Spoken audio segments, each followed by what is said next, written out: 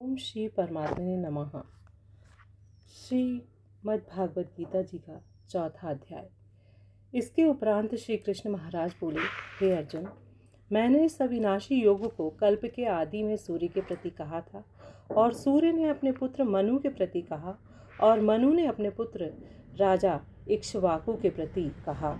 इस प्रकार परंपरा से प्राप्त हुए इस योग को राजर्षियों ने जाना, परंतु हे अर्जुन, वह योग बहुत काल से इस पृथ्वी लोक में लोप प्रायः हो गया था।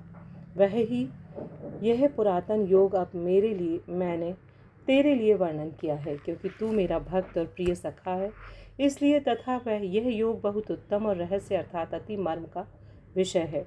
इस प्रकार भगवान श्री कृष्णचंद्र महाराज के वचन सुनकर अर्जुन ने पूछा, हे भगवान, आपका जन्म तो आधुनिक अर्थात अब हुआ है, और सूर्य का जन्म बहुत पुराना है, इसलिए हम इस योग को कल्प के आदि में आपने कहा था, यह मैं कैसे जानूं?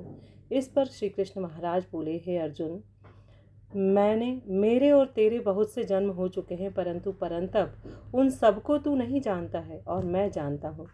मेरा जन्म प्राकृत मनुष्यों के सदृश नहीं है।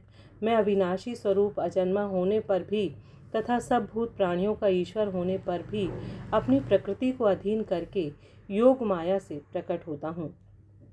हे भारत, जब जब धर्म की हानि और अधर्म की वृद्धि होती है, तब तब ही मैं अपने रूप को रचता हूँ अर्थात प्रकट करता हूँ, क्योंकि साधु पुरुषों का उद्धार करने के लिए और दूषित कर्म करने वालों का नाश करने के लिए तथा धर्म स्थापन करने के लिए युग युग में प्रकट होता हूँ।